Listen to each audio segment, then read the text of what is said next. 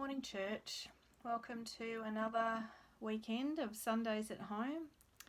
It's great to have you join us, even over a screen. I know we're all really anxious for our restrictions to lift. We're really pleased that they've lifted even a little bit. At the moment, we can have 20 people in a service, but no more. So because it's such a small amount, we're going to continue with the Sundays at home at least till the 4th of October. So keep your eye on your emails. Hopefully we'll have some more updates on that as the COVID restrictions change. Hopefully sooner rather than later. And Chris this morning is preaching on the ongoing story of Genesis, of how God worked in the lives of Abraham and Sarah and Lot and their families. And it's been really standing out to me this week. Just God's grace and God's mercy in the midst of the turmoil we see in these people's lives. They've got messy lives, they've got sinful lives, and yet God keeps calling them to himself. In my quiet time, I've been reading through Deuteronomy.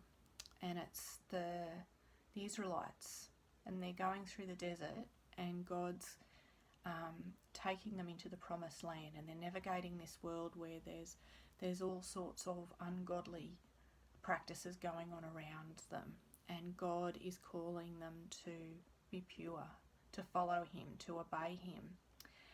And it's really stood out to me that this is not it's not a salvation issue. They're already his chosen people. He's calling them to be holy. He's calling them to not indulge in the sinful practices of the world, because he wants good things for them. He doesn't want to see them lost and broken like the other people in the world are. And so we have a God that calls to us. If we're not a Christian, he calls to us and invites us to come to Jesus for salvation.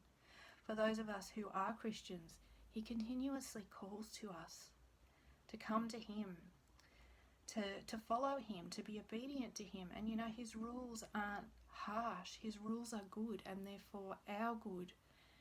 And they demonstrate the beauty, the mercy, the glory that is in Christ Jesus. Deuteronomy 12, it says there, it's given them a whole bunch of things to, commands to obey. And then in Deuteronomy 12, God says, there in the presence of the Lord your God, you and your family shall eat and shall rejoice in everything you have put your hand to, because the Lord your God has blessed you. You are not to do as we do here today, everyone doing as they see fit, since you have not yet reached the resting place and the inheritance the Lord your God is giving you. And I see that in our world, the people around us are doing as they see fit, but that's not what God calls us to. God calls us to obedience and trust and rest in him, knowing that his will is the best thing for us. And so I ask that you would join with us to sing, A Good and Gracious King.